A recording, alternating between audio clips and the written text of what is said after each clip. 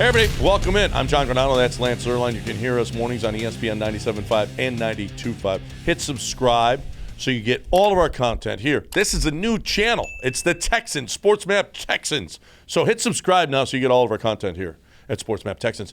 Lance, the Texans defense really showed out. They didn't have Cashman. They didn't have Jimmy Ward for the most part. They didn't have Will Anderson Jr. In large part, they showed out because of Jonathan Grenard. You have to give him a contract this offseason? Yeah, I think you're coming up on that. About that time where you're probably going to have to. How much?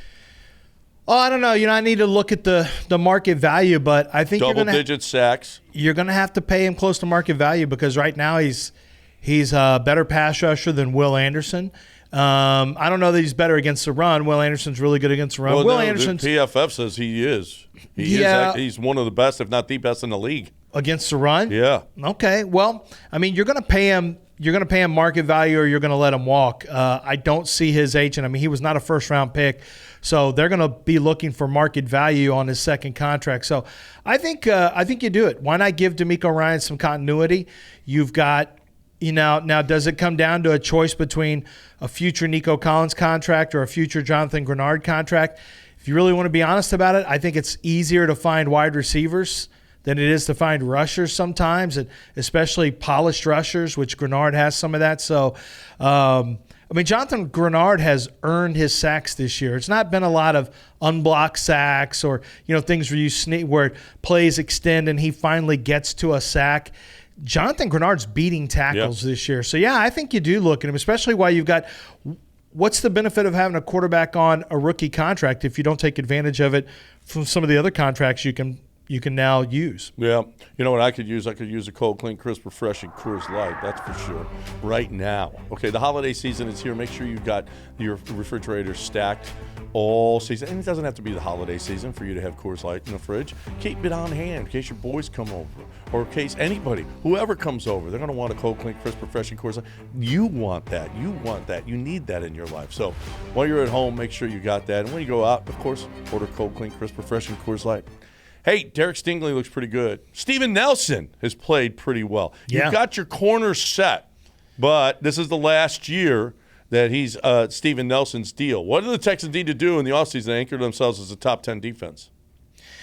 Well, I think you continue to draft in the secondary. You can never right now have too many good cover guys if you want to be in a league where you're trying to beat Joe Burrow, Josh Allen, Pat Mahomes. That's all in the AFC. Justin Herbert, Tua. You got good quarterbacks in the AFC, so you need to have, good corners. So I think you just continue to take a look at building through the draft and adding depth at cornerback.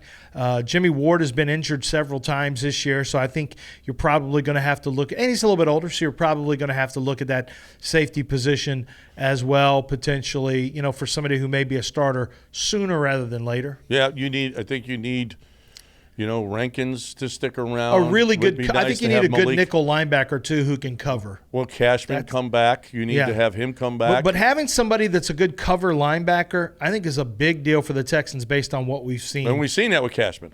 He's made a difference. Well, let's have two of them. Yeah. Absolutely. But you also got to anchor that inside. You got Will Anderson and hopefully Grenard on the outside.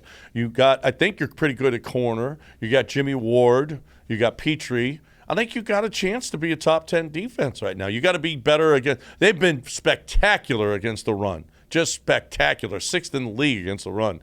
They got to be better against the pass, and they got to get to the quarterback more, and they got to – I think they need a little bit more depth. Tavir Thomas has been up and down this season, so they might need a little bit more depth there too. Right now, yeah, I'm drafting in the secondary. I'm going to continue to monitor my linebacker position. And let's be honest, as much as Sheldon Rankins has played great, I don't know that based on his history, he's going to be a long-term option for you, maybe a couple years. But you can never have enough rushers. You draft on the interior as well. So, you still have some building of the roster. Nick Caserio and this group of the Texans have done a nice job of putting some pieces in place. But you still need to get better from a depth standpoint. And you're just in phase one of the rebuild. You're in phase one. The house has been framed out. You got some nice features in there. Now it's time to start really taking it to the next level with adding even better players and better depth.